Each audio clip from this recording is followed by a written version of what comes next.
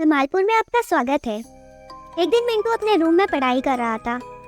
तभी उसका ध्यान खिड़की से बाहर जाता है तो वो देखता है एक औरत गांव की बच्ची को अपने साथ कहीं ले जा रही है और वो औरत उड़ रही है। मिंटू डरते हुए अपने पापा और चिंटू को सारी बातें बताता है, पर मिंटू के पापा उसे डांट के वहाँ से भगा देते हैं। अब मिंटू अपने रूम में जाकर रोने लगता है और डरते डरते सो जाता है। तभी गाँव के लोग उनके घर आते हैं और उन्हें बताते हैं कि कुछ दिनों से गांव के बच्चे गायब हो रहे हैं। अगले दिन मिंटू खेत के रास्ते से अपने घर आ रहा होता है।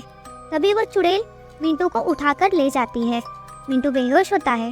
जैसे ही मिंटू को होश आता है तो वो देखता है उसे किसी ने जंजीर से बांध रखा है और साथ में बहुत सारे बच्चे भी वहाँ कैद होते हैं और उन्हें चुड़ैल बहुत मारती है और डरा कर रखती है। वो चुड़ैल दिखने में बहुत डरावनी और खतरनाक होती है, जिससे सारे बच्चे घबराते हैं। एक दिन चुड़ैल बच्चों को लाने गई होती है।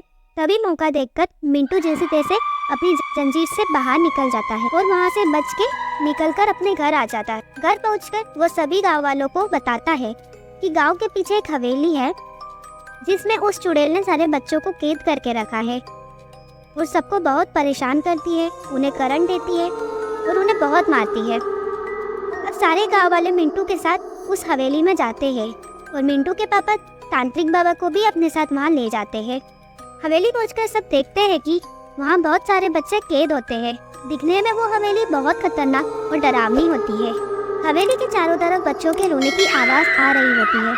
तभी तांत्रिक बाबा बोलते हैं इस हवेली में किसी खतरनाक आत्मा का वास है। तभी हम देखते हैं सामने से वो चुड़ैल उड़कर आ रही होती है। अब तांत्रिक बाबा चुड़ैल से बोलते हैं क्यों तुम इन बच्चों को कैद करके रखी हो? इन मासूम बच्चों ने तुम्हारा क्या बिगाड़ा है? चुड़ैल बोलती है मैं अपने परिवार का बदला लेने आई हूँ। जब तक मैं अपना बदला पूरा नहीं कर लेती मैं इन गाँव वालों को नहीं जाने दूंगी। मैं पूरे गांव को खत्म कर दूंगी। तब तांत्रिक बाबा बोलते हैं मैं तुम्हें ऐसा कभी नहीं करने दूंगा और चुड़ैल जोर जोर से हंसने लगती है। तभी तांत्रिक बाबा चुड़ैल पर अपनी बबूल फूंक देते हैं और चुड़ैल वहीं भस्म हो जाती है। अब सारे बच्चे आज़ाद हो जाते हैं और अपने अपने घर चले जाते हैं। इसके आगे का पार्ट देखने के लिए हमारे चैनल को लाइक, शेयर एंड सब्सक्राइब करें।